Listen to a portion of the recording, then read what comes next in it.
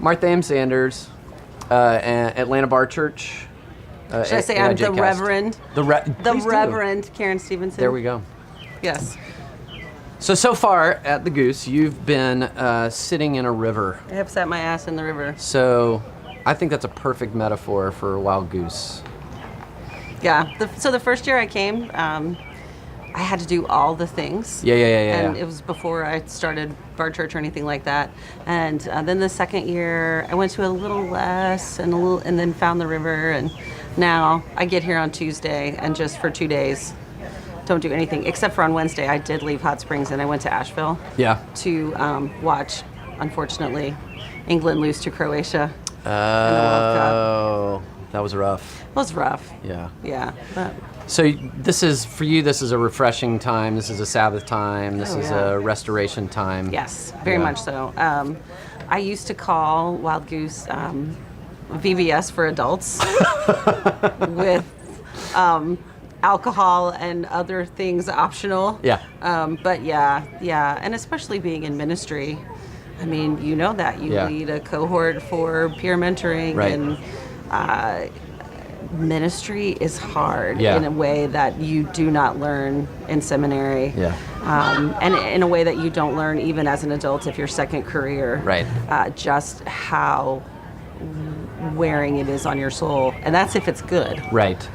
If it's not good, It's toxic. it's bad. And so coming and sitting in the river, it's almost, now I'm Lutheran, so we don't believe in rebaptizing, but like I rebaptize myself in that river every year. Don't tell my bishop. It's a reaffirmation of baptism. I'm remembering my baptism. There you go. That's different. That's different. You can do that. And you can even use water for that. That's legit. Yeah. Yeah. So you mentioned the mentoring group, and we're in a mentoring group together, and there's some real good stuff that comes out of that. Yeah. There's a different kind of mentoring or refreshing that comes out of Wild Goose. And I right? think, yes, and that's, well, so with Macedonia, it's 3 hours once a month on a Friday. Yeah. You've left your home and you've probably carried in with you whatever, and then you're probably watching your phone going, okay, what do I have to go back to? So I think coming away to a different place and just really truly taking the time to set yourself apart, and the fact that most people don't get internet here, I don't have any service, so if I want to be on my phone I have to walk to the street, and right. So and then just being with people who, this is a place that feels very safe, so I think. What does that mean for you, safety? I don't have to watch my language unless I'm on camera.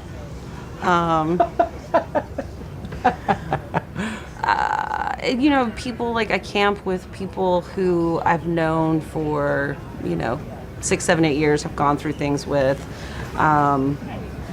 This is a place that the view that most people hold of the divine is expanded.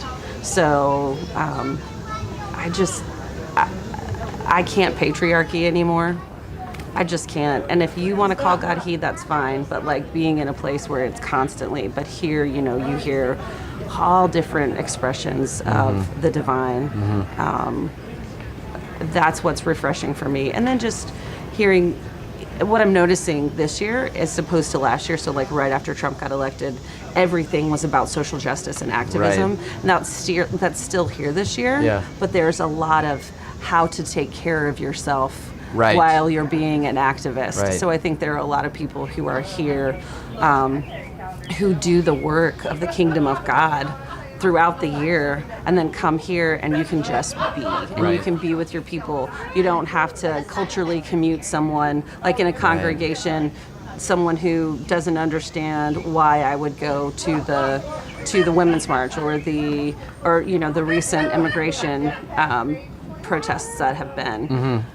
Everyone here understands because you probably saw some people from the Goose there, right. as opposed to people in your congregation who have found out that you're doing that and have forgotten to read the Bible and don't know why you're protesting. Yeah. Recently there's a gentleman at a church at the call I just left, and I don't know, I'm not going to name his name, but said in a council meeting he was triggered by the word disciple. And I'm like, how the damn hell can you be triggered by the Wow. Yeah. So I think. What a snowflake. Yeah, right. Oh, he's something. I wouldn't call him Snowflake, but yeah, but so coming and just, I think there's a camaraderie in knowing that there are people here who are, and I'm gonna say, and it probably sounds arrogant, but like people who get it, because if we say we get it, we're like making the assumption that we're right, but.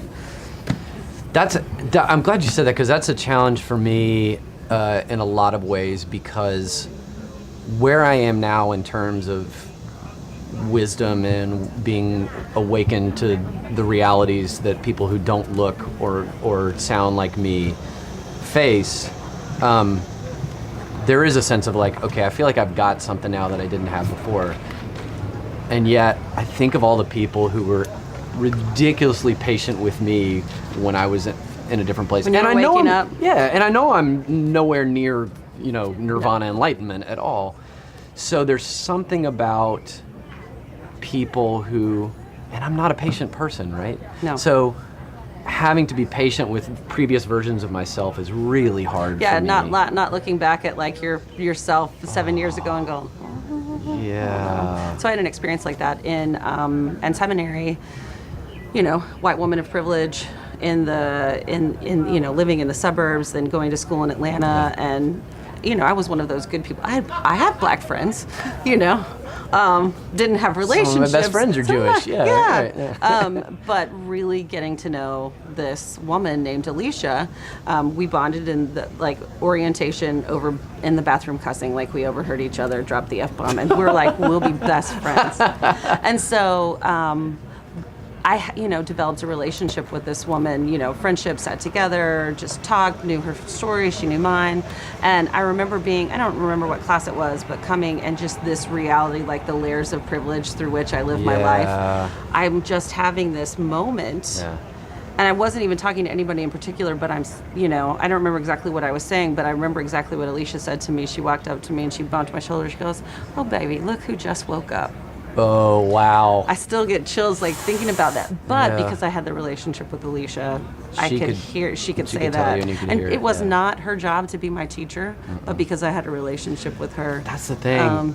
Think about how many teachers, I just speak for myself, all the teachers that I've had along the way that have been from all kinds of things, from Palestinian awareness to getting to know Muslim friends, African American, LGBTQ, you name it, people who have just kind of taken the microaggression and then loved me into a new place. Right.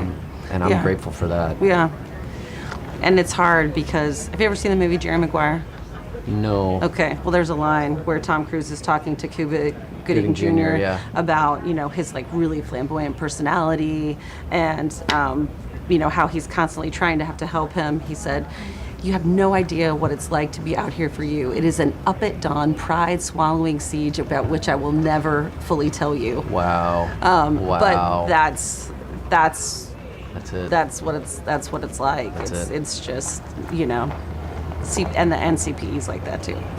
NCPE is CPE. And CPE. Clinical pastoral education, where you go through all your stuff. Just get hit in the face with the 2x4s. So I was struggling because I'm preaching here.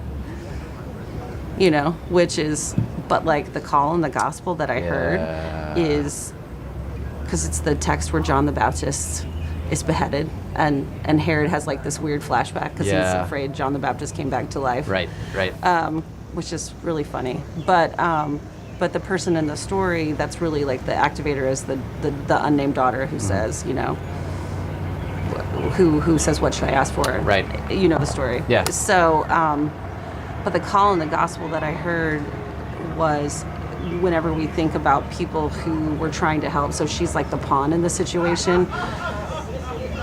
But as white progressives, sometimes we're standing arguing while people are suffering on the ground. Right. And so, you've heard people start saying about gun control, thoughts and prayers mean nothing without action. But I'm coming to realize that as social progressives, we can get into the doctrine of like ourselves and our own actions and forget that that action means nothing without prayer. Right. Yeah. Right. It So- becomes its own works righteousness. Right. Yeah. So that's the call I'm hearing, and I think it's really nice to come and feel comfortable and feel like this is your community. But at a certain point, I think progressive Christians have to do a little self-evaluation. Yeah. Because politics are not eternal, and they Right. will not save us. Right. So, Thank you, Karen. of course, thanks for having me. Of course.